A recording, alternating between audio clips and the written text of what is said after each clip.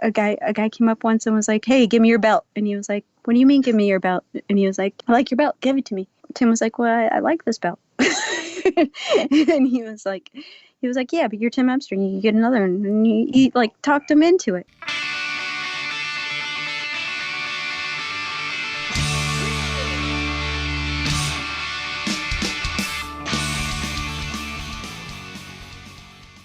Welcome, everyone, to This Was the Scene, the podcast that takes a look back at the late 90s, early 2000 punk scene. I am your host, Mike Doyle. Hellcat Records is an independent record label based in Los Angeles, California. The label, an offshoot of Epitaph Records, was started as a partnership between Brett Gurewitz of Bad Religion, the owner of Epitaph, and Tim Armstrong of Rancid, the latter of whom is generally responsible for signing the bands. The label specializes in ska, punk, oi, psychobilly, and hardcore bands. Give 'em the Boot, a Hellcat label sampler which also includes tracks from other up-and-coming independent bands, was issued every other year from 97 to 2009 with the exceptions of the third release, which was released 3 years after the second, and the sixth, which came 1 year after the fifth. Okay. Some of the bands that have graced their roster are the Gadjits, Hepcat, the Pietasters, Op Ivy, Tiger Army, Dropkick Murphys, and a shit ton more. Speaking of Dropkick Murphys, if you want to check out that episode with Tim Brennan, it's episode 104, so you should listen to this one, and then you can go back and listen to that one. Shout out to Jason Boardman, who connected me with the Wicks, who helped Tim Armstrong start Hellcat, which is what you're going to learn in this episode. And I got her on the Skype, and this is what we talked about. Working for the real-life Bobby Fischer, how the Wicks came to fruition, the Conan O'Brien Show, meeting Skank and Pickle, interviewing Jello Biafra in high school, how Hellcat started, signing Dropkick Murphys, Give 'em the Boot comp, the Keith Richards story, and a ton more. Make sure you check out her art at qualianaart.com. It starts with a Q, Qualianaart, or you just click the link in the show notes or on the landing page where this episode's going to exist. You can also follow her on Instagram. It's Cris Qualiana, Cris, there's no H, and then end that with Qualiana. I'm sure as you're driving and listening to this, you're going to pull your phone out and just start looking for that. But if you go to This Was the Scene's Instagram and you scroll down where I'm doing the teasers for this, she was one of the people who liked it, so you can connect with her easily and follow her and buy her art and all that fun stuff. Super quick before we start, 3 ways that you can support the podcast. 1, go to patreon.com/thiswasthescene and sign up for $1 a month, which comes out to $12 a year, which is helpful. So it'll just ding your credit card or bank account, whatever it is, for $1 a month for an entire year, or 2 years, or 10 years, however long this thing goes. So even if it's 10 years, that's going to be like $120 total in 10 years. Shit. I'm killing it. 2, you could donate one time on thiswasthescene.com. You just click the purple button that's on top of the page. You could also Venmo _Mike Doyle, or you can go on PayPal and send money that way. Cool. 3, you could buy merch at thiswasthescene.com. And all this stuff just goes to help keep the lights on and helps me just keep wanting to do this because I only do things for money. I don't do things for passion. I just do it straight for money because I'm just kidding. I love doing this. Feel free to subscribe, leave a review, and share this with anyone who would love some punk rock nostalgia. With that said, let's get started. When I was making my notes, I was thinking, I have a lot of stories that might be offensive to some people, or it might be too personal a story to share. I'm not about digging up dirt. It's really what's comfortable and whatever you feel like sharing where someone's not going to. I listened to some of your podcasts, and I really like what you're doing. Oh, cool. Thanks. Yeah, it's great. I'm not going to ask you which one, says putting you on the spot. I'll tell you the first one I gravitated to was Dropkick Murphys, just because I adore them. But I didn't actually know, and I just went blank on his name. Let me start by saying I'm really bad with names. So if I forget my own name sometimes, and so forgive me on that. If I stumble, he's my best friend in the whole world, and I just forgot his name. I've made it very clear in a lot of episodes that I'm shit with last names, even pronouncing them or remembering them. Yeah. So I still have the old school way of calling people by their first name plus insert band name or record label or state they're from or city into as their last name. Like I still reference people I as like that to that. this day. I Yeah. like that. That's what we used to always do. We used to be like, "Oh, it's Josh Humble Beginning." I mean, these are bands you're probably not What's gonna know of, but easier? like, But I don't have a band. well, you have the Wicks as your name Yeah, from that was the a little. nickname, but Yeah, so the research I've been doing, like you've come up obviously a bunch of times because of your involvement with Moonscott, Hellcat, Epitaph, which we're going to talk about, and just for people listening, that's kind of like the reference here. But the one thing I read really quickly. So the Wicks has come up a bunch of times because has that been your nickname for like a really like long time? Like, no, actually, it was when I started touring with bands, getting heavily into the music stuff. I was, working with Moon and all that, and I was also like a buyer at Sam Goody, like working at the store, managing the store and stuff, on Broadway. So I had my hand kind of in different aspects of the music industry at the time. But I was dating Vic Rogero from the Slackers, or I should say Vic Slackers. yeah, see? And, yep. And he said if someone's important, you put an article in front of their name. He would call me the Cris, and I would call him the Vic, and that was like our partner names. Well, I was working for a chess guy. You know the guy that's searching for, yeah, Bobby Fischer? Bobby Fischer, yeah. Yeah. So I was selling books in the park, with Vic. We were helping this bookstore sell books in Washington Square Park, and the booth next to ours, the searching for Bobby Fischer teacher guy, the real life guy, was next to us, and he was very timid and a sweet guy, all heart. I helped him sell his books because he was a little shy, and I was there. He asked if I would come and work with him in his chess shop, and it ended up just being, on the fourth floor of a office building in this tiny, 6-foot box, no windows, like In New York City, sounds about right. yeah, Yeah. yeah, kind of like it was like one of those office feelings of Joe versus the volcano kind of. Okay. Yeah. Like that gray, but the guy was never there, and it would just be phone calls from all over the world asking chess questions. And I played chess a lot as a kid and stuff, but I'm no master by any means, and don't really know the theories or the moves memorized. And I would get calls from Russia saying, I have king 9 to knight 6, what do I do? And I'd be like, call back. but, but so I'd be on the computer, though. They had a computer, and I was making flyers for shows for the bands that were friends of mine, and also the Moon bands, because I just sat there and told people to call back all day. and played on the computer. So while I was making, he had this software that would do a translation, like an autocorrect kind of thing. You select it and it would translate the language. And so I would, on my flyers for the shows, I started doing them in other languages just to see what Russian would look like, or German, or so it'd be like the Slackers tonight playing at the Cooler, and translate it into different languages. And some of the words were funny, and the Vic came up as Vic Rogero came up as Wixtop Puyepo or something like that. I don't even Okay. remember what language, but that's what it looked like. So I joked, and I called him the Wix, and then he started to call me the Wix, and it was like that became our nick. It was like a silly pet name. And so I went on the road with bands, and he went out on the road with the Slackers. Eventually, I ended up in North Carolina after being on the road with this it was a Scofflaw Pietasters tour. Vic ended up playing keyboards on Lollapalooza. Rancid asked him to play keys. Oh wow. And so they were coming through Raleigh, and he called, and he was like, hey, come see Lollapalooza. I was in West Virginia. I was in a house with architects, and it was awesome. We were poor, but making art and stuff. It was fun. So we go down to Raleigh, and we got guest passes and everything, and Vic introduced me to Tim, and that was the beginning of the end there.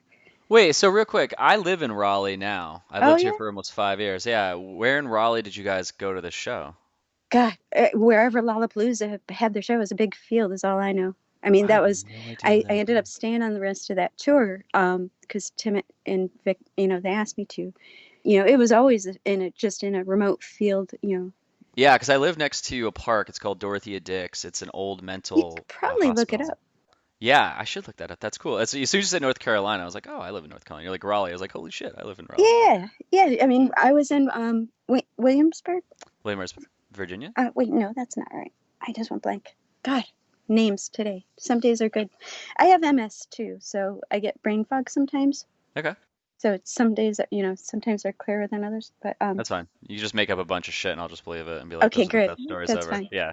This will be completely like we're not sure. Like you'll be like, ah, just fucking with you for an hour. It's like that's fine. Right. I'm yeah. But you so anyway, Tim, Well, hold on. when Like, let me kind of get us to there. Like, I want to lead up to that because I want to get people to know like what we're talking about here. oh, So, I was just gonna say Vic introduced me to everyone as the Wicks, and that's how it stuck. okay, so real quick, a shout out to Jason Boardman who introduced me to Chris, and Yes, he had Jason. reached out to you. So he was like, yeah, I know Chris, and she worked for it was Moonsky Records, and then Epitaph to Hellcat or No, Hellcat right into after. Hellcat. No, Or no in epitaph. Hellcat, yeah. Yeah, Because Epitaph had created Hellcat. Like Tim from Rancid created Hellcat with Brett, Mr. Brett, right? correct. Okay. Yes. All right. So I want to like get up to that part and like talk about some all the how you got into Moonsky because you said that a lot of people don't usually like typically won't ask you questions about that, but I am interested because that's the lead in to getting the Hellcat, which we can talk about. But like you'd heard in a couple episodes that you listened to. Actually, really quick too. So Tim, who was the guitar player for Dropkick, uh, it was really cool how we had connected because he just messaged me after listening to the Sunny Day Real Estate interview, and he was just like, "Oh, here's some really cool story." And I'm like, "Wait, is this guy?" I look to his account, and I'm like, "Wait, it's like Dropkick Murphys and all these photos." And I look him up, I'm like, "Holy fuck!" It's like, "Did you want to come on here and talk?" He's like, "Absolutely." He was great to talk to, but he had talked about Ken, and then you had mentioned in your email the time where you were saying that you and Tim made you call Ken and ask him to be on the label, and he thought you were like bullshitting him, Yeah, and yeah, like, that and was Lars was awesome. there. He thought it was a prank. He thought it was a prank call from another friend of his. He was like, "Oh, good joke, right?" And hung up. So I want to talk about that. I definitely, because I have your email in front of me. There's like different highlights that I want to bring up. Usually I go back and talk about like what got people into music and stuff, but I want to kind of skip that because it seems like you have a ton of stories, and I really want to just jump into start talking about that. But so I really want to start from is like from growing up, like what led you into the whole punk ska scene? Like what was your introduction to it? Mm. Um, I grew up on the border of Canada. Hmm. They played some really great music in that area in Toronto. Had some really great radio stations. Being exposed to Oingo Boingo led me to Devo, which led me to Wire, which led me to the harder drugs of rock. So Yeah, I like got the deeper less and deeper. polished non-MTV Yeah, crap. and then Yeah. more raw, and then started to go to shows in Buffalo and Toronto, and just really just felt like I found home, and my kindred spirits. Well, do you remember like what was the first show you went to? Like what band was playing? I want to say it was like Dak Nasty or SNFU. Oh wow. I think SNFU opened for the Circle Jerks or something crazy like that. Oh, it was really good scene then. It was in the 80s. So it was like we were, I was 16 years old fighting the Punk's Not Dead thing. So it was like 1986, but punk was kind of dead. So you got to witness like the real beginning of all of this stuff. I don't know. I mean, like I said, we were on the crusade of Punk's Not Dead, thinking that punk was really just alive in the 70s. Well, I mean, like at the time, I was focusing on my love for like the New York Dolls and just really the humble beginnings. Were you all dressed up in like the Oh the yeah, the original garb and the high school, yeah. I actually would use my clothing as crib notes to cheat on tests. Because how you could write on your clothes and tear them and stuff. yeah. I would write all the band names and do drawings and stuff, and then I could write the answers to tests in the mix, and nobody would know. That's It was awesome. handy to be a punk rocker. I wonder if that was like a thing back then. I wonder if people I were don't doing know. that. You know what? I don't. Me and my friend Joe were the only punk rock kids in my school, so we kind of. it was a small school. So you basically like were the ones who created the whole stigma around punk kids like, oh, they're just probably just kids who cheat on their tests, and you're like, Well, that's what we I don't do. think Joe cheated on his tests, and I never really told. I actually never confessed that to anyone until just now. So Well, now you have a couple hundred people. How many people listen to this? Like, you just confessed to a lot of people in one shot. That's I pretty think great. the statute of limitations might be up on it. Yeah, I'm sure you're fine. I'm sure they're not gonna take away your high school degree for all these years later. So, like, how did that transfer into you? Because you worked for Moonska, but like, what was that transition? Did you play in any bands? Did you tour with Oh any no, bands? Did you no. like? I went to a lot of shows. I love the music. So how did that like? Did you want to work in the industry like at a young age No, before? hell No? no. No, not at all. Why? I hate all industries, really, honestly. I grew up in a small factory town, so I grew up working in, my first job was in a factory. Well, actually, no, that's not true. My very first job was at a record store. My second Oh, job was at a factory. My love for music brought me to work there because I got discounts on records. that was You from know, Moonska yeah. or the Oh record no, store. no, no, that was the record store. Yeah, and going to shows is how I got into Moonska because I would meet the bands and we would talk because I was going to these small venues, so it was easy to talk to the bands. Like, did you so much there. So also really quick, this is also the time where in the record store this was like vinyl.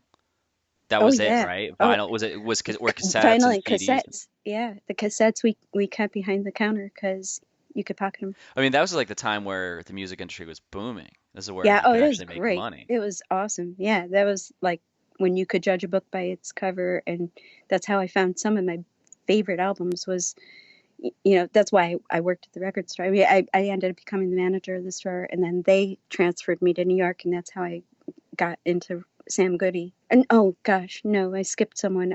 The record store brought me to the video store, which led me to New York. And then people would approach me in the post office line in New York and be like, "Hey, will you be in my band?" And I was like, "I don't play an instrument." And they're like, "Oh, it's cool. We like your look." Like, and these were like studied musicians, like classical musicians that were playing avant-garde jazz and stuff, and they wanted me to just like they're like, "We'll give you a bass and we want you to just make noise." So it was like avant-garde. I had a blast. It also was my punk rock upbringing too. Wait, did you actually agree and just I do this a did. couple I times? did. Interesting. I did. I'm on a I'm on a few records that I don't know about because I never really keep track. But you actually knew how to play though. No, I banged on the instrument, but that's kind of how the Ramones started too, right? So you just, oh my God, this is amazing. And fucking Sex Pistols. No, I had a blast, but they weren't into punk as much as they were into like avant-garde poetry stuff. Like beatniks in the '80s. That's a long story. I don't want to go down that road, but That's fine. it was. I ended up leaving that because they just wanted me to have relationships with them at one point, and I was like, no, no, no, no. Oh. It's the music and stuff. So how did that transfer? Okay, so you're living in Toronto, you're working in a record store, you start working in a video store, it gets you No, I to New live York. near Toronto. I live You in live near, it's Lockport, New York, between Niagara Falls and Buffalo. so you're living there, you make your way down to New York City, and you're working in Sam Goody, you're going to shows. How did that transition to you to start working for Moonska? And what year was this? Uh, well, it was actually the Scatolites that brought me to New York. I went to see them. I can't remember. It's a little foggy because it was, 30 years ago. I'm, 50 now. They asked me to go stay on the road with them to New York. They were playing the Conan O'Brien show when that show had just started. It was on the air for like a month, and I went with them. I was just kind of lending a hand, as it were. Roland Alfonso, the saxophonist, had a few strokes, so he was a little disheveled and needed someone to keep an eye on him. And which band was this? The Scatolites? Scatolites, yeah. But Conan O'Brien was fun. I mean, I helped him write the cue cards, and they were so short-handed. And Wait, so what was your connection with Conan? So when the um, Scatolites went on there, yeah, you no, were yeah. What brought me to New York was the Scatolites, and also I had a job. I got that job offer so I had a job to go to. So I rode with the Scatolites. so as much as you didn't really want to be in part of the industry, you kind of found yourself just slowly getting pushed in that direction, where you're like, Yeah, well, then okay, I I guess I'll do started this. dating a musician. That didn't help because his band needed management. And an ex of mine was working for Moon and they needed help. So it was like it all kind of tied together. It was just became a small world where all my friends just happened to be in the same bubble. Did you have management skills, or did you kind of just think like, I kind of get how to do this, and you don't really know how to talk to people, and I'm a little bit better, so I let me never do it? went to college, but I found myself being asked to manage things like the record store just because, if something needs doing, I do it kind of thing. So then, tell me about, actually, real quick, what was it like to manage a band back then? Because nowadays, which I've talked about in a lot of episodes, where it's this, we all have computers in our pockets, basically, where we can call and post things and text people and message them in these platforms. And back then, it was basically a phone or a payphone and mail. It was there was varying degrees of management, just like varying degrees of like touring.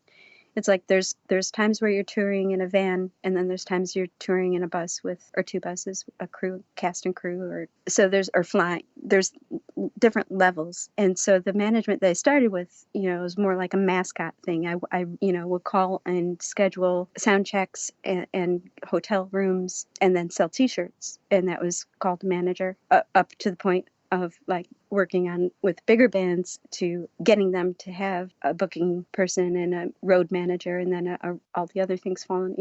It gets more complicated. There's different tiers happen. So you have in your email here, because this kind of transitions us into Moonska.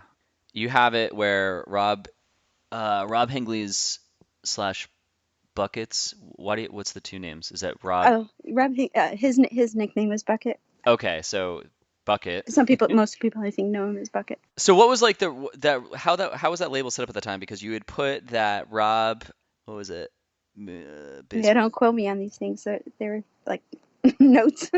Well, you put a note just saying like he was, what was it? Moon Sky Records Rob's basement, pretending there was a full staff and record label when it was just me. So it sounds like they were obviously not a big label where it was just kind of you running the show. Oh, right. Well, yeah. They had a few ska bands. I helped him to open the storefront because I had some business experience at that time. But before then, when I first started working for him, he was out in, I think it was Orange, New Jersey. And so I would take a taxi out or find a way to get out there and spend the day in his basement where I would just fulfill the mail order. Pretty much that, because there was just shelves with boxes of T-shirts and CDs and stuff. The phone would ring. What I love about both the punk and the ska fans is they're so loyal. They're really loyal and they're really pure. And I mean, I was one of them, so I get it. It was like my record collections were my pride and joy. I would take them seriously when I got a letter or a phone call from across the world. I get a call from Poland and be like, I placed this order. Could you please tell me if it's coming, or could I add something to it? A lot of times they would treat us or me on the phone as if I was Epitaph Records, right? And here I am, standing in a basement in Jersey. And I was like, wow, what they must be managing, and who knows where they are, half the phone calls I got. I just kind of went with their fantasy on it and be like, yeah, hello, may I speak to your shipping department? And I'd be like, oh, yes, hold on 1 second, please, I'll get them. Please hold. And then, beep. You come back, you're like, hello. And then and like walk across the room so there'd be a different echo or something. and then say, hi, this is shipping. How can I help you? And they'd be like, yeah, I placed an order. Can you tell me if it's... And I'd be like, we'll get rid of this. Yes, sir. Yeah, so I just kind of That's pretended amazing. we were bigger than we were. But I think there's still something to that where even now, if there was a record label, because record labels are still popping up, which is surprising to me that they want to do that because I just don't see how they live off of it. Yeah, I don't know myself.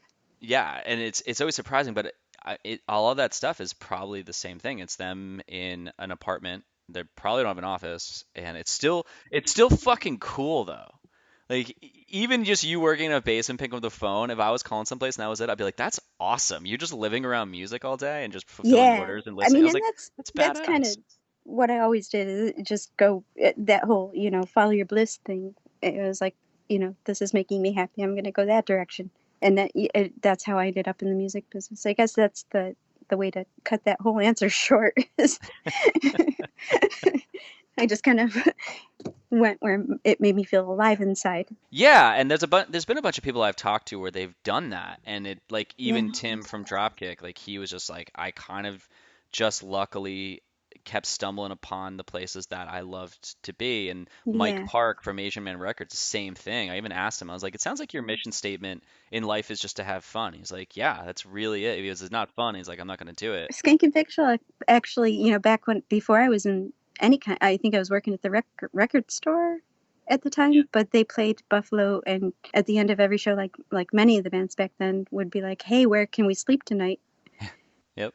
I invited him back to my place, and me and my boyfriend at the time, and they slept on our floor, Skink and Pickle. And my dad was the town barber in Lockport, and he gave them all haircuts. Really? It was awesome, yeah. And he told them stories, and they're all such really nice guys. And my dad was a great guy, and so he cut all their hairs, cut all their hair, and he was trying to give them. He was big into like Nat King Cole and stuff, and he was big in music. I grew up a lot with that. I mean, older generation, but good stuff. Frank Sinatra and all.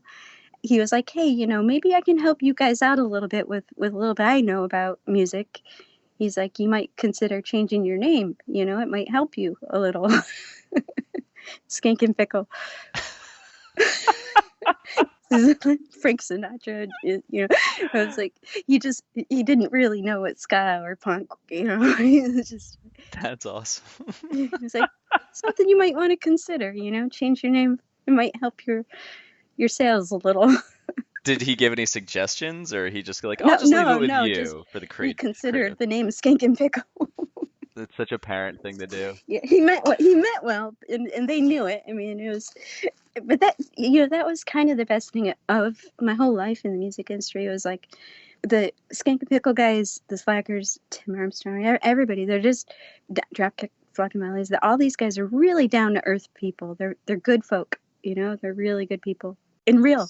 Yeah, I mean that's like the people that I talk to, or even interviews I've seen with Tim from Rancid, and just anyone from that scene. There's really never a person that I've seen who's been like a total dick. Like even in your notes you sent me, you said that this is jumping back a little bit, but you even said that in the mid '80s, Jello Biafra agreed to let you interview him for a high school history book report. Yeah, Book like that. report.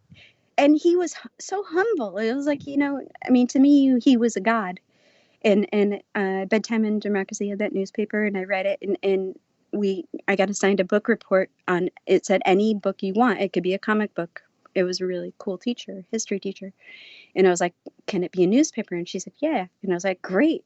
And Dead Kennedys played at the Continental in Buffalo. And after the show, I took up my courage, went up to him, and I said, I wondered if I could interview you. And he was like, for some kind of zine, fanzine. And I was like, actually a book report. I'm, history It's book incredible. report. And he was like that. He was like, I'd love to. I was like, I want to base it on a lot of the stuff in that. I don't know if you can still get that album, but it was a double LP, and had a great newspaper in it on censorship, and really filled with facts. It was really great. Lockport's like an hour from Buffalo, and he agreed and drove to Denny's and met me. And he treated me like I was with the New York Times.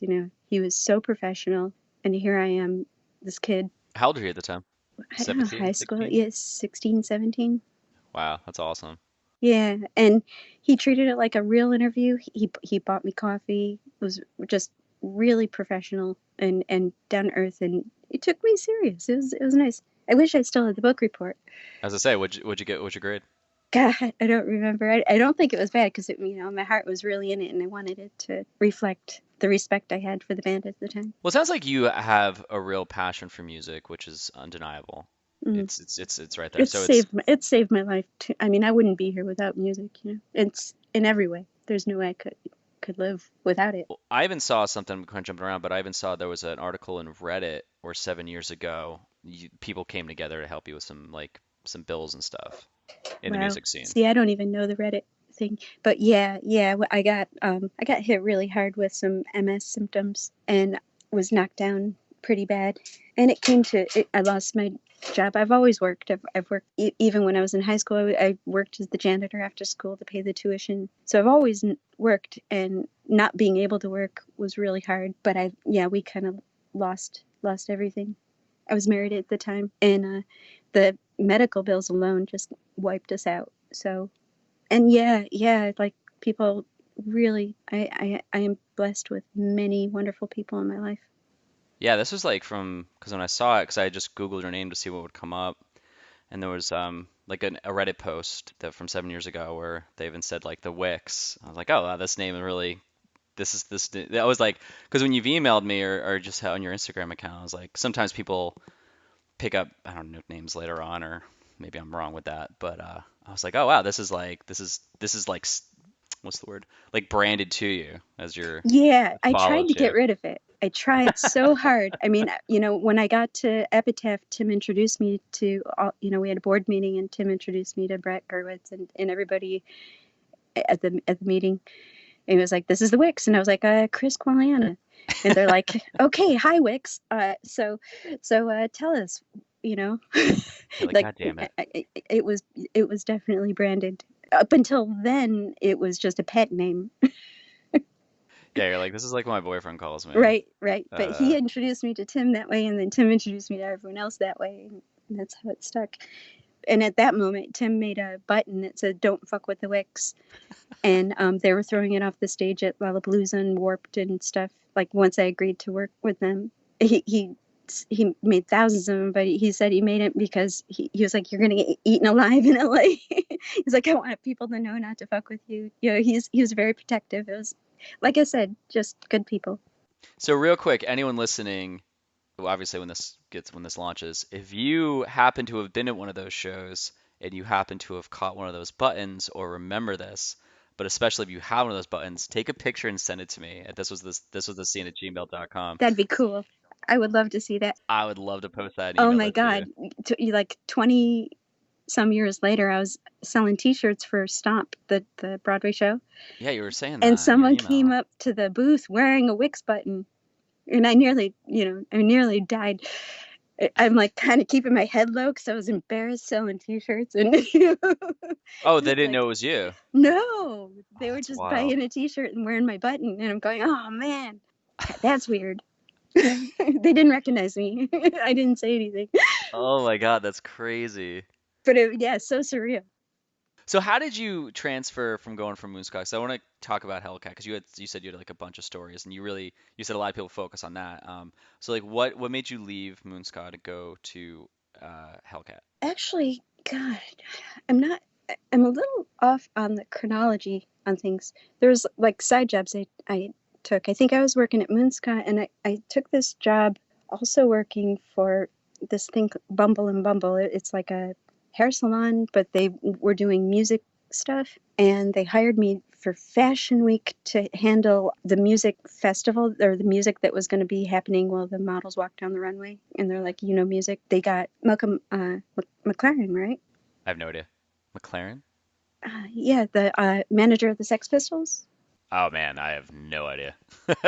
I'm not that Well, cool. he was like managing bands and stuff, and so I was working directly with him over the phone to arrange this whole thing. But anyway, Yeah, so Malcolm McLaren. You're right. yeah, he was punk rock, and he was punk. I mean, that man, he invented punk, in my opinion.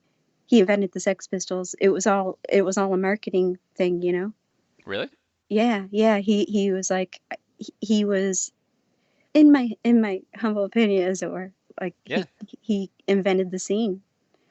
Wait, talk about that. I'm interested in this ties very well to this podcast and I have never heard this. So what are your thoughts on this? Well, that was a real blessing to get to talk to him a lot. We became friends, and I ended up telling him not to come to the States and do this fashion thing because it just was bullshit. Because I got to know the people more and all. But he's the real deal. He reminds me a lot of Mark Mothersbaugh. Like they're similar folk. Mark Mothersbaugh, Devo.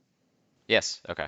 Um, and there's these brains that are just bigger than ours. And they're these geniuses that have these ideas, and they're like, wouldn't it be fun? And they just connect dots, and they're like, wouldn't it be fun to just take this and that and put it together and make that? And Yeah. they're visionaries and creative people. And Malcolm McLaren was that kind of artist, and he was like, I need to get some kids and dress them fashionably and make loud music. And it was, I'm not saying there wasn't influence of like David Bowie and all these other things, that it all tied together. And then the angst of the tension of the kids back then, and in Britain, in the 70s, it was like stuff building. It was like it all kind of worked together Interesting. to create this raw emotion that needed expressing. And but he was like, yeah, let's do it. So whatever, I'm not gonna speak for him on what his motivation was, but he did it. He was like, I don't care if you know how to play your instruments, get up there and just fucking express yourself. And they did, and the kids dug it, and everyone else felt it, and the scene kind of flourished and was born because it gave us an outlet. And I say us being people who I don't want to identify everyone as just like punk or ska person, or humans need to express themselves and feel. Yeah, it's also human nature to give things a name just so you can kind of get people to go, okay, I understand. You Yeah. can't just say there's like this thing. People are like, I don't get it. But that was always the hardest thing. It was like even in the music industry, not as a metaphor almost. It was like some of the best bands didn't have a category. So they wouldn't, if they weren't jazz and they weren't punk and they weren't rock and they weren't blues, solely. Like, so a lot of great bands that I've worked with or known through the years got lost because they didn't have a category. Well, yeah, I mean, people are as good as something can be, people will automatically go to something where they are like have to feel safe with something. Yeah, And yeah, if it's foreign, it throws them off. But yeah. if until they get it and they're like, oh, okay, I understand it. But even when they understand it, if it doesn't have a name, they still kind of give it their own thing. So you got a band that plays punk and ska, or has a ska up, beat, and then has a little jazz solo, and then there's some rhythm and blues in the bass, and it's like, well, I don't know, or some rockabilly even thrown in there. It's like, how do you categorize that band? And they're going to lose a lot of fans because of it. Nowadays you got hashtags. Yeah. so, Yeah. so it's all, Well, that's why you just flood all the, so everything you just said, you just flood the post with all those hashtags, and everyone just kind of comes in from different areas, and they're like, all right, well, I'll own the ska part there. Yeah. but when you walk into a record store, Oh, yeah. you don't have you're limited. You can walk to the classical section, or you can walk to the jazz or the ska or the rock. Yeah, but it's also cool when a band's name becomes the category. What do you mean? I mean, this is like a total easy one, but like Radiohead, right? They are really which for me, I mean, Oh, I'm like they have they their own define thing. it. Like the Oh, name that's awesome. defines. That's the best. Because then I think that's when they're kind of like, well, we're a mix of everything, but we're just this, and you're like, that's when Dave hit that milestone. Like, there's a lot of things out there. It's like, Talking heads. We are talking heads. yeah, our sound is Talking Heads, and that's when it's even cooler when, well, I mean, I guess everyone kind of does this, but it's like, oh, they have like a Talking Heads sound instead of like, oh, they just sound like punk or Yeah, you know, but it is, rock. we do that naturally too. It's like you meet someone and it's like, oh, that's like my sister. Yeah, like I try to do that too when I try to stop doing that because I notice when someone sends me a band, my immediate response is, "Oh, it kind of sounds like this." And it's almost like I'm taking away from the point that they're trying Exactly. to The make to me. judgment. Right. It's hard to keep your judgment. Right. And it's like sometimes it's good to just shut up and say, "I like this." Yes. And that is the point. That is to just be. And that's kind of what the dancing and the music does, It's like that's what I love so much about the scene and going to shows in the mosh pit and all that stuff. It's like it gets you out of your head. Yeah. It moves your body, and you feel the music, and it's like you don't need to classify or think anymore. Yeah, because I was in a band 20 years ago, like this like pop punk band from Jersey, and I remember like within the last couple of years, I was thinking, I don't know when it was recent when I was thinking about this, but if I go to like a wedding, right, and there's dancing, I have to get about 5 bourbons before I'm like, all right, I'll go on the dance floor. 5 bourbons, that's a lot. Yeah, I could trust me, I could throw back. It's pretty bad. Um, but if my old band played a show 2 years ago, and I'll be dead sober when I play because I don't want to drink before we play. And as soon as I get on stage, I am just carefree. I don't care. I just move around and whatever You feels let right. And go. You let yeah, I go. let go, and I'm nothing matters but that moment and those Totally. seconds, That's it. And that's and the that's the magic. I mean, best. and That is that's the how magic. it saves your life. Yes. goddamn, that's a great fucking point. I love that. So how, okay, so tell me about Hellcat. Like when you started working there, how'd you get on board? What was the day to day like? What were the people like? Any kind of cool things that happened? Like Oh, all that so stuff. many. Okay, That's fine. man, I need you to send me one of those questions because I just wanted to overload with the floodgates. So let's start with how did you get on board? Like how did you join the label? All right. So I go see Vic, my boyfriend, play with Rancid at Lollapalooza, and I don't remember how long they were in Raleigh. God, yeah, like the specifics on that are blurry, but it was a long time ago. I think I don't remember. Vic says that he asked if he could keep me on the road for a bit. I guess everyone was allowed to bring a girlfriend or something for a stretch. I don't remember exactly how it went down, but anyway, I spent a few days traveling with them, and Tim was like, yeah, no, cool, that's cool, and Wait, was this 91? oh, I'm not sure. Because I just looked it up real quick and it says Walnut Creek Amphitheater in Raleigh. That's what it It says. might have been. It was. I mean, I could tell you who was on the bill if it helps. It doesn't say. But it That's was, not problem. Rancid, Ramones, Devo picked up in the stretch. It was a good one. Yeah, this one says, I'm sorry, I'm like totally cutting off your story. I Yeah, just fell no, asleep. that's all good. This one, I th- it doesn't sound, yeah, this one doesn't sound, this is 91 where it said like Ice-T, Nine Inch Nails, Rollins Band, Jane's Addiction, Butthole Surfers, Living Color, Susie and the Banshees. It might have been. Because I That remember doesn't. Rancid being Um, on. let's see. I'm trying to think of like ones that would stand out. Rage Against the Machine, Metallica. Metallica guys were a lot nicer than you would imagine. Actually, it's like all the bands. All the bigger the band is, the nicer the guys seem to be. Oh, that's good. That's Yeah, nice to know. most of the time. Well, I mean, this is also like, and the Lollapalooza too. That was such a mix that makes sense that Ransom was on. And I do remember. All right, fuck it, whatever. You're at Lollapalooza in I know Raleigh. it's hard to not go off on tangents. I have Yeah. because there's a lot of roads go everywhere. So you talk. So you're God damn it, your boyfriend, Vic. Oh right, yeah. So Vic, so I stay on with Rancid a bit, and um, I'm in tour with them in the bus. I was gonna fly home, or I was gonna go back. I wasn't sure if I was gonna go back to New York or Virginia. I hadn't decided, and Tim asked to talk to me and asked me if I wanted. He said that he was renegotiating a second record or a new record. I don't know how many had been with Brett Gurewitz, and he said that he'd stay with Epitaph if he could have his own label because he had a lot of music he wanted to get out there. Yeah. And he knew I worked for Moon, and Vic had spoken so highly of me, and then he got to know me a little bit, and he said, "Would you be interested in running my label?" Holy shit. And I was like, "I don't know. I don't really run labels. I don't really know what I want to do, and I don't really know if I want to live in LA." And he was like, "Well, tell you what, stay on the rest of the tour, meet the Epitaph people and the Hellcat." I mean, there were no Hellcat people because it was just me and Tim. And he said, and I said, could I sign bands that I like? And he was like, well, yeah. And Tim is he's a really gracious guy. He's really open and respectful of my time with him. What I've seen and learned from him by example was a lot of humility, and respect to everyone. Open that up a little bit. What do you mean? He believed in me and said he was like, you have full artistic control.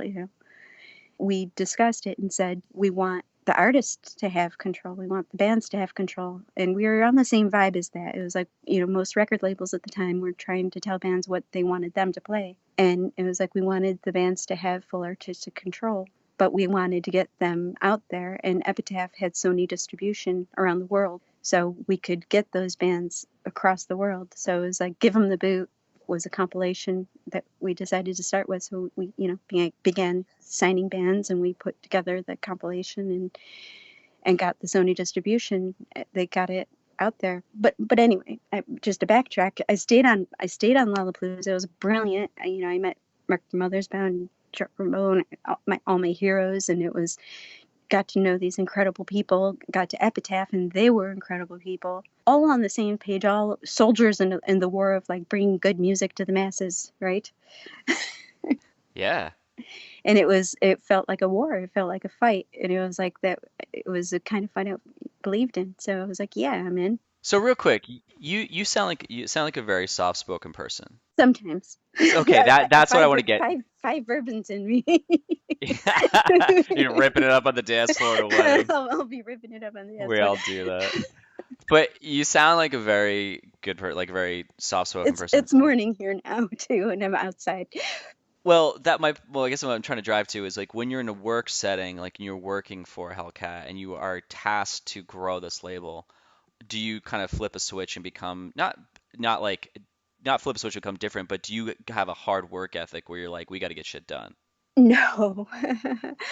um, but I do kind of I do get a focus on things, and I was gonna swear I'm freaking stubborn. Is once I set my mind on something, it's not something I'm proud of, but once I make my mind up on something, I do it, and I do it usually to the start to finish. Is very some relatively bad could be good qualities, but one example I can give you is on the Dropkick album, "Do or Die." There's a song, "Skinhead" on the MTA or something.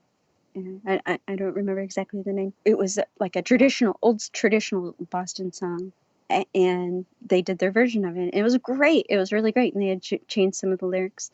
I don't know. Skinhead on the MBTA. Yeah, I don't know if this should be struck from the record because I don't want to get them in trouble. But I can give it to you as an example, and you can leave it in if you think it fits. But yeah, I'll leave it up to you because I don't want to cause them any legal damage. Well, no, I have to leave. I'm leaving this up to you because, like, I mean, yeah, if you're like, this sounds shitty. I'll tell the story, and then we'll look it up together and find out if it's legal. Okay. So I think I'll just leave in, and I'll keep in, even I'm saying this, I'll leave in how they wanted to get the song on. There was a possibility it wasn't going to get on, and then it magically got on there through the power of For the Cris, power of let's say. persistence. So stubborn persistence on my part, because I'll chop out all like the gritty details, which really weren't that gritty. But yeah, it yeah. could I maybe mean, cause if an you issue. you can leave in whatever. I'm fine. Like I said, I think the statute of limitations on everything I say is about up. Yeah. And Well, this I is don't. 1998 as well, so Yeah. I mean, I don't want to hurt anyone's feelings, and I don't think that's going to hurt anybody's feelings. no. I mean, you basically just like tricked the machine to Yes, let yes. it And go there was a on. lot of that. There was a lot of tricking the machine. Was that just wait, so really the issue was certain language that would cause an album not to release? Well, if it's a stuffed shirt who owns, it's the transportation company, people owned the rights. So I'm thinking they're going to look at the word skinhead and not really understand. Yeah, but it's out though. But I mean, it's like I'm on Spotify right now, and it's right there in front of my face, Yeah, like so the that name of song the song. would not have been there had I. Interesting. So everyone listening, if you love that Oh, song, geez, then no, don't. Cris is the one to thank. I wouldn't go that far. I mean, technically, I'm actually right. Not she didn't write the song, but it's out there because of some effort. But yeah, there's some stubbornness on my part that got things done. Yeah, But I that was kind of proves never. my point, I though. don't think I was ever like, all right, guys, let's get down to business. Well, no, it sounds, but you pretty much answered the question exactly what I was looking for. It's when you Cool. you said that you wanted to get something done, you do it. I don't think if someone needs to get something done, they have to be what's like a what the fuck, like an asshole, or like Yeah, they don't yeah, have to be totally, like a dictator totally, to get it done. totally. I mean, if anything, you need other people's help it all goes better. Just open up to it. Right, but if you're on a mission to get something done, like I think from what it sounds like, you like to live. Your kind of mission statement is to be happy and live a happy life, but the things that also sometimes can get in not in your way but are part of the path where you're like I really want to get this thing done and that's going to make me happy so I'm going to do that. You know, I gotta be honest with you. It's less. It's not really my mission statement to be happy, Oh, but it is. But the happiness kind of comes with the clearing, right? And when I was working with bands, in any sense. And I do the same thing when I work with anyone, especially creative people. I feel like a janitor in the most respectful way, like clearing a path for them to just let the music get through. Hmm. So it was like that kind of position of like, it's not a position of authority or ego, it's a position of like reverence, where it's like I'm serving the music. So it's like clearing a path. And when I think janitor, I just see a clutter of things, and one thing has to get to the other side of the room. So I sweep up the floor, and so it can get across. So what are some more like things at Hellcat at this time? Because you were tasked to come in and so you were running the label where you were the top under Tim or next to Tim running the label, and then you guys had employees where you would kind of manage everything that was going on.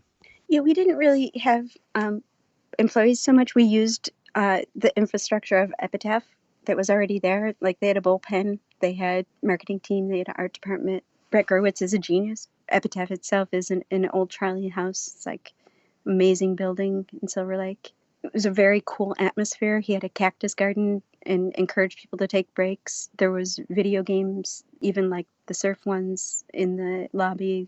There was massages every Friday.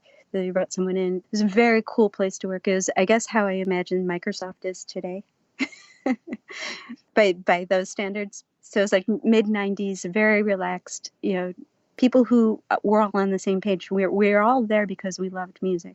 Was this the time that Brett left Bad Religion? Because didn't he leave after Stranger Than It Fiction? was after he had left Bad Religion, or I don't know. They were still playing shows together, but they weren't active while I was there. Brett produced. Yeah, he did a lot of records. Yeah, yeah. He's a great guy too. God, so many good people. Yeah, because I was listening to the I've talked about this book a lot, the No Effects book that they just put out a couple years ago. Just put out a couple years ago. They put out within the last couple years. Fat Mike was talking about how he was such a huge Bad Religion fan, and they did a recording session. I think it was before Punk and Drublick, the uh, White Trash, Two Heaves and a Bean, where I think they recorded that with Brett, but there was like they were kind of butting heads in the recording or something. I don't know what the story is, but I was like, oh wow, I didn't realize that Brett was like producing Oh those yeah, he records was back good. then. He was good. I mean, he's got all these guys though. They got a really good ear for music. Well, yeah, I mean that's like their That's what credit. they do. That was their job for like decades before they started. Yeah, but it's not just like their instrument they play. Usually, it seems it's like whatever you want to put your energy into, kind of thing. Were you the one who orchestrated getting Dropkick on Oh Hellcat? no, no. We were looking for bands. I think it was Lars Fredrickson that gave the demo tape to Tim, and then Tim was like, "Yeah," and then Tim asked me what I thought of it, and I was like, "Fuck yeah!" It's like the Pogues with electric guitar Mm, and bagpipes. yeah. How can you go wrong? And we all just listened to their demo tape and were thrilled. Tim was like, "You want to make the call?" Because we were just hanging out, the three of us, and I was like, "Sure." And we're on, sitting at the table. So I call and Kenny answers, and I was like, "Hey, this is Cris from Hellcat Records. I'm sitting here with Tim and Lars, and we want to know if you want to be or you'd be interested in being on our Tim's new label." And he was like, "Ah, fuck you." He was like, I know this is so and so, this isn't funny. Yeah, whatever, and hung up. Just didn't take it to, and I was like, he hung up. I hung up. I looked at Tim. I was like, he hung up on me. He was like, what? I was like, he thinks it's a prank call. And so he's like, call him back. So I called him back and I was like, hey, no, for real. This is, I'm sitting here with him and this isn't your friend and we're signing bands and are you interested? It wasn't like the first band we were signing, but it was, but yeah, I Holy can't remember. shit. It seems like he hung up on me twice. I think, I don't remember. I think I ended up handing the phone to Tim and Tim being like, yo, Ken. Jesus. And then he was all, Kenny's such a sweet guy. you could feel his bashfulness. It's like, no fucking way. Oh my God. It's like, holy shit, kid. Yeah, yeah. Like once he got into it, but just heart of gold. All yeah, When Tim Brennan was talking in his interview, he had mentioned he's like, these guys are just great dudes. And totally, totally. The Rancid guys too, just all of them. I love them to death. what was the way that you brought bands on? Because I know like Mike Park from Asian Man, it was basically like a handshake. Did you guys do like a one deal record? Was it pretty loose or was it kind of Ooh, airtight where there was a lot of you're stack gonna work papers? my memory muscles Yeah. on that one. I don't remember exactly. I think I don't remember exactly what the contract was. I remember we did have, there were two ladies upstairs that did the legal stuff, and so I'd usually hand it off to them. Once Tim liked a band, or if I liked a band, the approach would be give them a call, see if they're interested. I would always try to explain the misconception of like when you sign to a record label, is like it wasn't like you see in the movies where it's like, yay, we got a record deal, now we're going to be rich and famous. Right. But it was like the money comes off the top, of royalties. So you get some money up front, you get you get these things, but it's like they want that money back eventually. It's like a loan, basically. It's like a bank loan, yeah.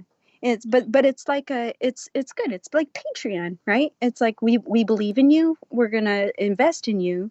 You need this kind of money, or these kind of resources to get started. So we're gonna that's the investment. But I don't remember if it was like a 3 contract or I don't remember the details of that. So you had mentioned Given the Boot, and I remember being in, because this is like the time that, so it says 97 on Spotify. Spotify is kind of like my source for The looking up stuff. go-to. Yeah, it's kind of like I have that open, Wikipedia open. But I remember when that came out, I remember being in Hot Topic in the Rockaway Mall in Jersey and seeing that come out. And it's just Wow. like, so, well, Hot yeah, Topic had Given the Boot. yeah. Wow.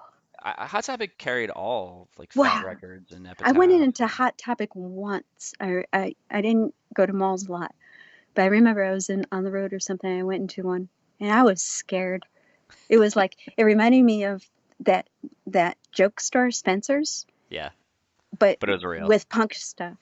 Yeah. It was like Spencer's for punks, and it was like, whoa, okay, my head just exploded, and I'm never gonna go into this store again. It was like, did you ever see UHF with Yes, Weird Al? Well, it's like he was like I remember he did an interview and someone goes, "What's this movie about?" He's like, "Well, he's like, it's like Purple Rain, but intentionally funny." yes, So it's kind of yes, like the yes. opposite with like Hot Topic and Which Spencer's. makes it funny, which should have made it probably my favorite store. I mean, that's another one of the things. Malcolm Mclaren would love that store probably because he probably it's a direct descendant from his Vision. first vision. Yeah. Well, it's kind of sounds like who's the guy? Lou Pearlman with the Backstreet Boys and NSYNC. He just saw an opportunity and was like, "I'm going to create this thing." So it's how like this Yeah. guy with like the Yeah. You got to wonder. The universe kind of like lines things up and brings it all together sometimes. yeah. Oh, I totally believe that. I'm Yeah, totally I the love first it. fan. How well did, because Given the Boot was your first comp, and you've got Rancid, Slackers, Hepcat, Pietasters, just kind of reading through this for people listening. Got Dropkick, Voodoo Glow Skulls, Union 13, US Bomb, Swinging Utters, and a bunch of them. So this comp comes out, and this was the first release, or was the Yes. Rance? Okay, so this is It the first was. release. We wanted it to be like a representation of what we wanted the label to be, and at the same time, like an introduction to the label. We also wanted it to be affordable. I think it was, I can't remember, it was like $5 or something. We were trying to keep Yeah. it real cheap so anyone can buy it, and then use the Epitaph distribution to get it all over the world. What was the choice in the cover art? Because it's very dark. Oh yeah, that was fun. Tim and I, Tim was the vision behind that. I helped where I could, but he wanted the boot. He wanted, he also, it seems like if you're artist, you're artist, and like I said, whatever, however you focus. But yeah, he put that together. Wait, what's The because art on it. yeah, but the art, there's no boot, or just like the name. You're talking about like he Oh, wanted the boot just. is on the back, coming Oh, down. okay. I was like, there's no boot in the cover, unless it's an Easter egg that I never noticed. Yeah, but there was a poster with the fans, and it was like the city picture, and then Oh, yes. Okay. Yeah, I'm looking this up on Google now, like images. And there's volume 2, 3, 4. Wow, you guys had a ton of volumes. I 7. wasn't involved in any of those. I mean, I ended up leaving Hellcat. God, I don't remember what year, but I wasn't there for the many followings of compilations.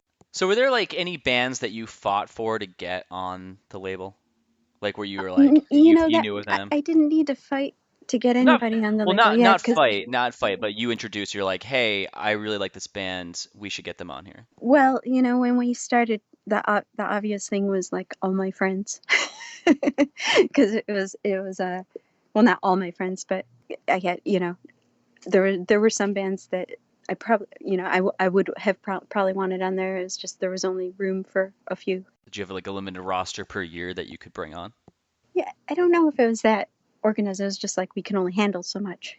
Oh yeah, actually never thought about that. So when you have like how many people does it take to run a band, I guess, like from the label, or I don't know how to Well, word we that. were starting up, so it was like Tim was like, I know I want to put these guys on the label, and you know that's kind of what the Give 'Em the Boot compilation was. It was like yeah, this is a wish list almost. There were definitely some bands that I was like the Slackers and stuff that I really wanted to have on there because they were family, and I love their music too much. So Tim basically saw the opportunity where Rancid had gotten TV success. They're blowing up the same time as Green Day, the same time as Offspring, and he was like, "This is my opportunity now to shed that spotlight on other people because we Exactly. have." Share That's that. great. And he always that's his spirit. One of the things that a lot of people don't know, not to glorify anybody or anything, but when Tim had his success, he could have taken that success and kept it to himself, but he shared that wealth with the band members, right? And was like split it equally. Wow. And he didn't have to. It's the same kind of stuff that Dropkick Murphys, you know, that's when I was saying like really just good people. Yeah. And I like to see these people get success because they spread the wealth, they spread the joy. The bigger goal is to just get good music out there and help people, right? Well, I mean, it's kind of like if you look at, let's say, two examples, Dropkick and Rancid, two bands that are still doing their thing. Yeah, and I was gonna say Flogging Molly's too. Yeah, exactly. Like there's a lot. I'm missing bands because I don't know other bands that did that. But if you have good morals and you have a fan base that really likes your stuff, you can make a career out of it. And there's bands out there where I'm sure there's been like the one person who's been like, "Oh, this is mine," and they had like like a huge explosion, and then after time, it's like, well, the people that are surrounding you are probably going to feel a little slighted, so they're going to be like, "Yeah, you kind of do this on your own, I guess." I mean, that's a guess, but Yeah, I don't know. It seemed like, you know, when Give 'Em the Boot came out, when we got the first pressings of it, we got a box, and we were in the studio recording. I don't remember the name of the studio, somewhere in Hollywood, and the Rolling Stones were there, and they were outside smoking when I got out of the car with the box. And we were so excited, Tim and I, and we opened the box and like handed one to Keith Richards. And we're like we have a new label, and this is our first CDs, and it just came out today. And I remember him taking it and being like, cool, looking us both in the eye, not brushing us off at all, but that same kind of sincerity, and looked at the back, opened it up, looked at it, scrutinized it, even didn't toss it aside or shove it in his pocket, but was like, which hope you the best of luck. And it was like that kind of thing. It was that same kind of reverence that Tim gave to, but it was coming from Keith Richards to us. So it was like that kind of, you see a pattern. yeah, like passing the baton kind of Mm-hmm. yeah, of like Yeah, the way it that should be. that it's like, Yeah, I don't know where I heard this. It could have been on, I don't remember where I heard this story, but someone was telling, it might have been even in an interview that I did in the last couple of years, but someone was telling a story where, I think it was an interview did, where they were out, it was like Warped Tour and Rancid was on it and they're trying to leave and Tim was like, "Hold on one second," and he signed like everyone's autograph like that. for hours and they were like, Totally, "We always knew that we totally. couldn't get the hell out of there because he would stay Oh my and God. to the end." We'd be at Denny's drinking coffee. The patience of that guy. I just don't. I've never seen patience. I wouldn't. I always said I don't want to become famous because I don't have the patience for it. We'd be just get up, wake up, go get coffee, and be sitting there, and people would, we'd be in a deep conversation. Maybe a mutual friend died or something. It would be a personal moment, heavier or not. A fan would come over and be like, "Oh my God, I just peed my pants. You're Tim from Rancid," and he'd, stop everything, address them solely, and listen to what they had to say and answer patiently. And sometimes the people were rude. Sometimes a guy came up once and was like, "Hey, give me your belt." And he was like, "What do you mean, give me your belt?" And he was like, "I like your belt. Give it to me." And Tim was like, "Well, I like this belt." And he was like, "Yeah, but you're Tim Armstrong. You get another one." And he like talked him into it. So he took his belt off, and I was like, "Who else would do that?" I was Wow. like, I'm not as nice as this guy. Yeah, I would have been like, dude, fuck off. I'd be like, I want Yeah. my pants to stay up, dick. I mean, not to paint a picture of him as being some kind of softie, but it's, I'm sure he could throw down in a fight as good as any of them. But it was like a lot of, with his fans, he's always been very gracious. There was a story I heard recently too. So, do you remember the band Slapstick? I do. Well, the name.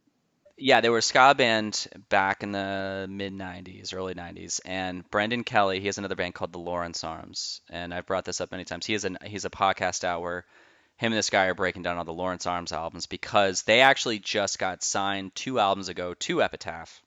Ah. And yeah, Epitaph put out one of the records called Metropole, and they just put out this new record called Road to the Skeleton Coast. So Brendan started this podcast called Road to the Skeleton Coast, where they were going to break down the albums leading up to the release, which just happened a couple weeks ago. So he's talking about it, and so he's like, the bands that led up to him being in the Lawrence Arms were this band Slapstick, and then this other band, the Broadways. And since then, he's done Brendan Kelly and the Wandering Birds, and he also did this band called the Falcon, which is with Dave House from the Loved Ones. I don't know if you've heard of them. Yeah. And Yeah. yeah, and then Dan from Mclaren Trio and Neil, who's in Lawrence Arms. So anyway, it's a really, really long way for me to get to this point. So he's telling this story, which is me repeating a story from a podcast, which is like, I guess, I don't know, meta. But he's saying, he goes, so the guy interviewing him on the show goes, "So what broke up Slapstick?" And he goes, "Well," he's like, basically, he was like, "I was kind of a dick. I was this cocky kid at 16, was in this ska band that's blown up." And he goes, "We're playing a show, and Brett Gurewitz comes up to us because he wanted to sign us to Epitaph." And he goes, and I think that also he wanted them to get on Hellcat. He said something like, and I'm totally fucking this up, and this is an episode I just heard like a couple months ago, but he said something like, "Yeah, we're gonna make some money, or this is gonna be good." Something with money. And Brendan said that it turned him off in a stupid way. He goes, "The guy didn't really mean probably what I thought he meant, but he's like, me as being this young punk kid, I was like, fuck that guy, fuck that label, Huh. we're not doing this." And then the other guys in the band were just like, "What are you talking about? This is Epitaph Records. And we could potentially be on Hellcat Records." And he's like, "Yeah, I was like, it was so stupid." It's really interesting when he says it because he's looking back and he's just And like, "I was he so might have, dumb." you never know. I mean, a lot of times people misunderstand each other. And a lot of times people just have bad days and be like, "Yeah, this will make money."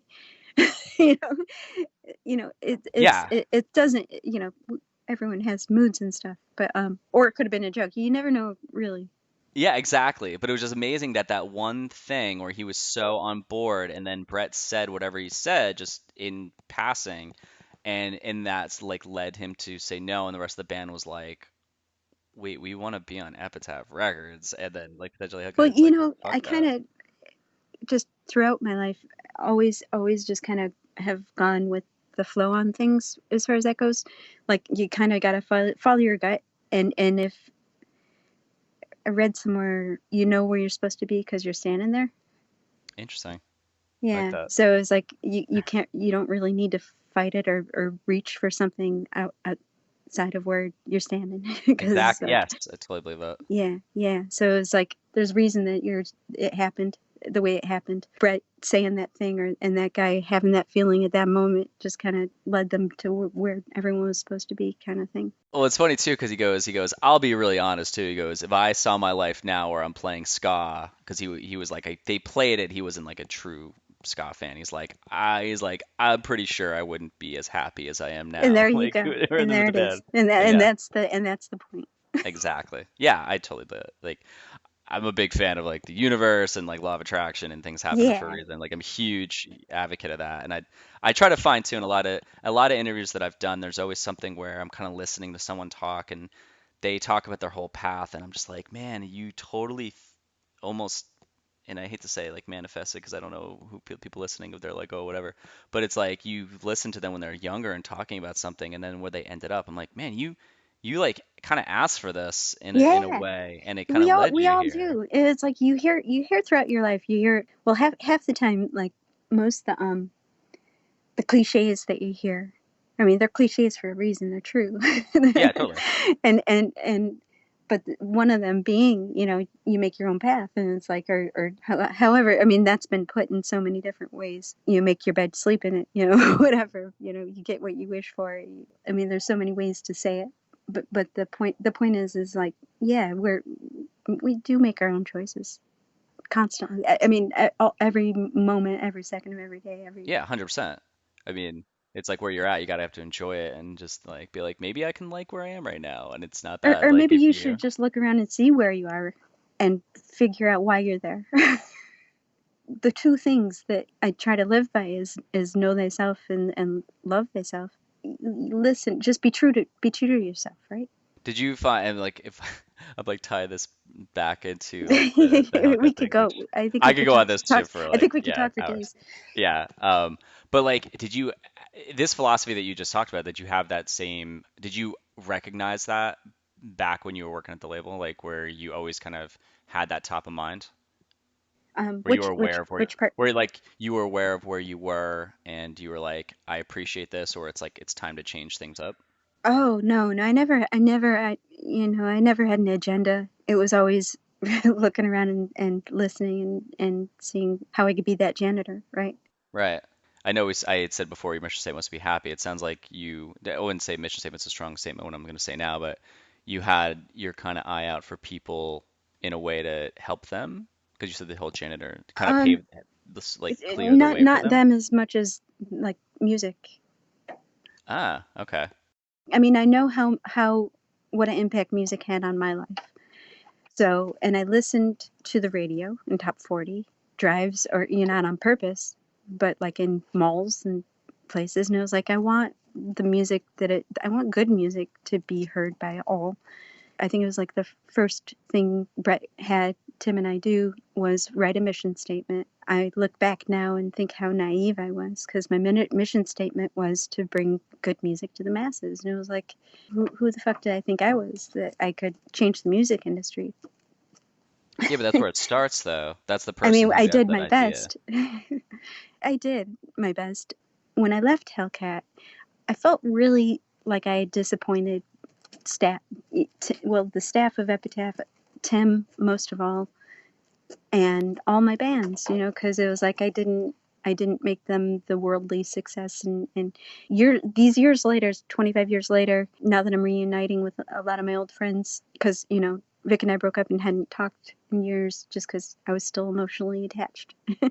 And then life happens. I lived 6 different lifetimes, and for the last 5 years I've basically been off grid, and before that was down with MS.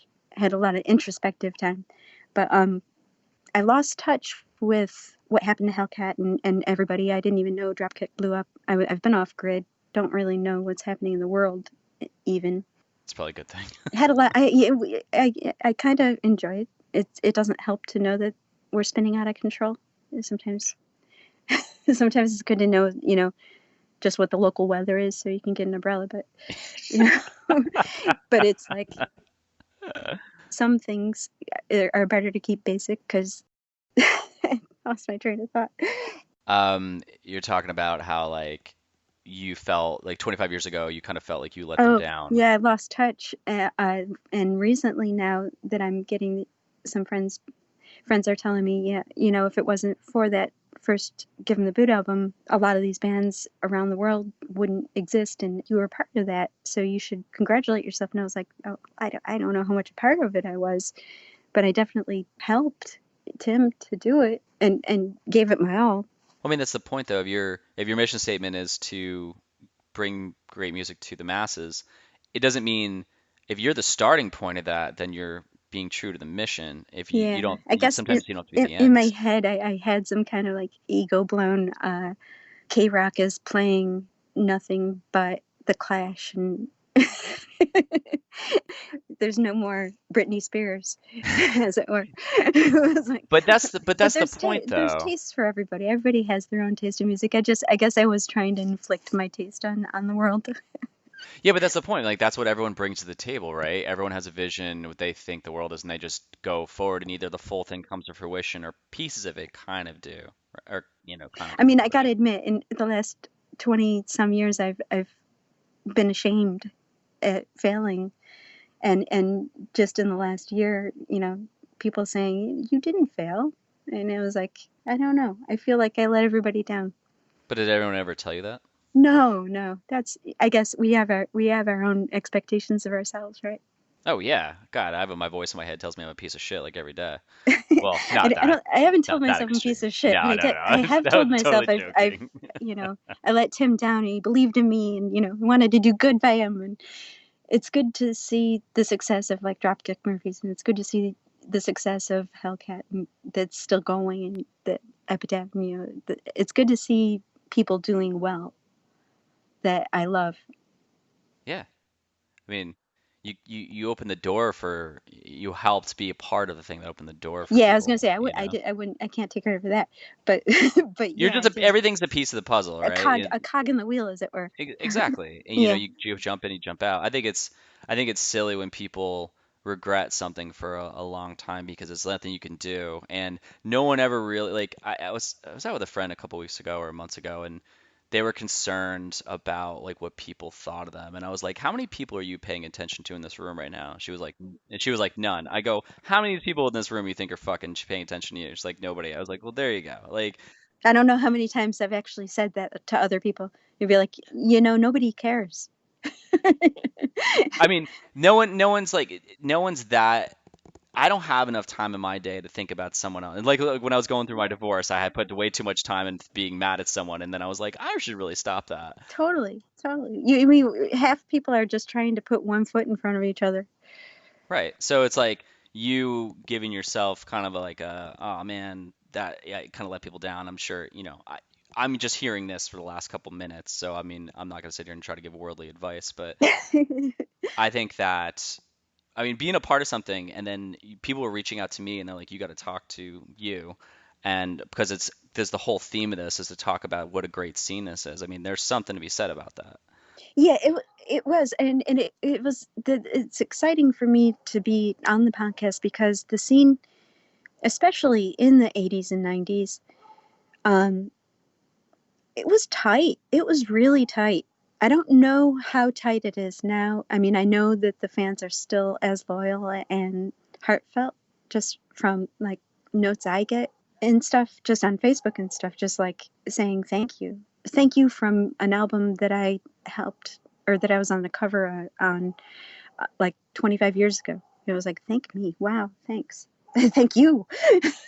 There's a big kind of I don't know if a renaissance would be the best word for this, but this podcast started because there's a Facebook group which I talk about in every episode where a buddy of mine started in 2009, focused on the Jersey scene, and in the last couple of years, it started to really get more stuff happening. And since then, like this podcast was created out of that whole thing. And then there's this guy Joe Polito. He started this archive of all of every like Jersey punk band demo. It's on a web page. This other guy Christian started this thing called like the Jersey Interchange, where he's getting bands from back then, from 20 years ago, or musicians from back then, to cover bands' songs from back then, and he's putting them out on like SoundCloud. So there's like this whole revival of things that are happening, which is just fucking awesome, and people are so appreciative. And then this guy Jay, he's putting on these things called Quarantunes, which tonight is actually going to be his sixth one in the group, and these people are playing live shows from their houses, I love it. I and love they're it. I streaming mean, it. this is one of the best things that's come out of this pandemic is um, people. I mean, and it's cool because all the facades are being dropped. Like, there's no more It's a great point. Like yeah, you're seeing people raw, and it's like you can see if they're real or not. Like the walls are coming down. They don't have hair and makeup anymore. Yeah. You know, and it's like the another thing Tim said his dad used to tell him was that in a bag of coal the diamond always rises to the top, and he said that's how Up Ivy, made it. In his opinion, he was like, you don't need to force anything. It's like the good will just happen. It's a good philosophy. I I like liked it. that. I liked it too, and That's awesome. I still believe in it. And now it's more evident than ever. It's like there's no more box. It was like as a punk rock kid, and I'm always going to be a punk rock kid. That's awesome. I always felt like I was trying to live outside of the box. And it's like with the pandemic, the illusion of the box is gone. Or I mean, it's the box is gone, but the illusion of the box is still there. Like we think we're still in the box, right? Yeah. But because of the pandemic, all the structure has broken down, and now we're free in a sense to express in ways we couldn't before. We're figuring things out, like Zoom. It's like, wow, we had this technology all the time and we never used it. Well, not all the time, but we've had this technology for years, and only now we're accessing it. And it's like people are doing live streams from their home, and their cat's running by, and they're dropping their phone. Freaking Chick Corea is, dropping his phone. Or Patrick Stewart, reading sonnets, having to repeat the lines of Shakespeare. It's like our heroes are. We're seeing the real people in our heroes' faces. Does that make sense? 100%. No, I that's love it. why, I love it. I yeah, love it. besides like all the other crap that's happening, you really like when this whole thing started, I just made a mental note. I was like, I'm not gonna fall for all the negative crap. It's like, Yeah, yes, I can't solve the problem. I'm not a and that's why scientist. I don't watch a lot of media Yeah, you don't because want to. so much of it is bullshit. Well, so much of it is it's everyone's fucking opinion who doesn't have a real. They're all opinions, and they think about 3 months out this will happen. It's like, well, it's a guess, so why are you freaking me out? And the whole thing with, I mean, my philosophy on the pandemic itself, the actual disease, the actual COVID-19, is that we don't know. We're figuring it out together. I mean, we're all trying to figure this thing out. We don't know what it is. There's a lot of opinions, but we can do things to just use our common sense and be more careful. It doesn't mean it's like you don't need to riot over it I know. Yeah. or start a war or take it to be like now's your time to stand up for your rights to not have to wear a mask, or there's a lot of anxiety, and everybody's wobbly, everybody's scared, so we're all trying to find our footing again once the wobbliness gets over, and we'll find our way again. But it's a great thing that the structure broke down, because the system was broken. It's always been broken, and the system, I mean, that is what punk is, isn't it? Fighting the system. So now we're living in this illusory system that no longer exists. But we can reach out and do things and get away with it in ways that we never could, like these live streaming from home music. I love it. I read that you were like, yeah, I'm reconnecting with people because of these online concerts, and I get to see more music now because of that. Yeah, I thought yeah. that was I get to awesome. see my friends on Yeah, stage or in their living rooms play again live. it's It's crazy. exhilarating, and I couldn't do that for years. So I mean, it brought me. I mean, I've been in isolation for what seems like 10 years now. I guess it's all your perspective, because I mean, I feel liberated. I know. Yeah, I do too. I've actually had I've been more positive things that happened to me since March. I mean, I'm not going to downplay Yeah, all the me shitty too. things that have happened to No, people, no, but no, and um, it's not been easy. I mean, like the new norm is like I cry almost every day just for like just the shit that's going on in the world right now. yeah, And I haven't cried in like 3 days, and it concerns me because it's like, oh no, something's wrong. I haven't cried in 3 days, and that's it's just like like I'm the tapped new out. norm. And it was like I'm not a crier. I went 15 years without crying. it's Oh just God, it's just the new norms that we're adapting to. I hate to to end this, but I do have to No, end don't this hate because ending I. it. I mean, and we can scrap this and have another conversation if you want, if you don't Oh mind. no, no, this is perfect. I'm keeping this. This is Okay. excellent. Everyone's always like concerned. I'm like, I love all these episodes. Everyone's like, oh, I don't know. I was like, don't worry about it. And I put it up, and they're like, that was really good. I was like, I know, because it was a good There's fucking always the conversation. coulda, shoulda, wouldas. Yeah. Well, no. I just like I again like I that's why I like this podcast because I like try to keep it in like that punk rock way of just keep it as raw and no bullshit as possible. And 107 episodes later, it's just something fun to do. And And that is like the joy right now is like a lot of the bullshit's gone. I love that. I love yeah, it. I don't have any time for that crap. Who does? I know.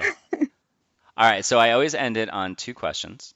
One real quick, what would you like to plug? Oh, plug. Um, So any of your art. I want to plug the Slackers, honestly, just because I've been listening to their music again. They are underrated, that band. And it's like they they're one of those bands that I was talking about where they say they didn't have their classification. Like they're not just a ska band. They've done rocksteady. Vic Rogero, he's done like blues, rock, reggae. Forget about it. It's just Bob Dylan.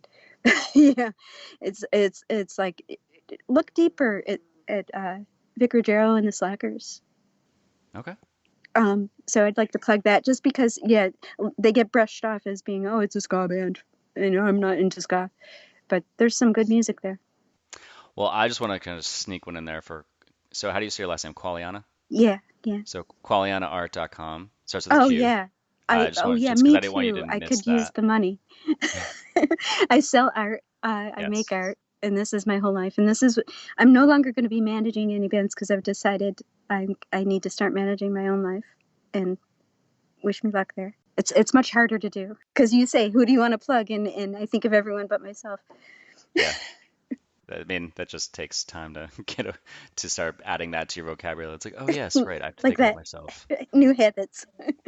Yeah, that new conversation I need to start having. All right, so last question. So I end every podcast. What scene ethics do you hold on to this day? Oh, scene ethics. Uh, in like the punk ethic way. Yeah. Yeah. Yeah, just be true. Be real. Be as real as you can be. I mean, that's a hard one to translate though, because it's like, okay, you put your hair in a mohawk and wear a bunch of studded clothes. How real is that? Uh, but that's just you having fun. Don't judge yourself or others. Fuck it all. So what? Be true to yourself.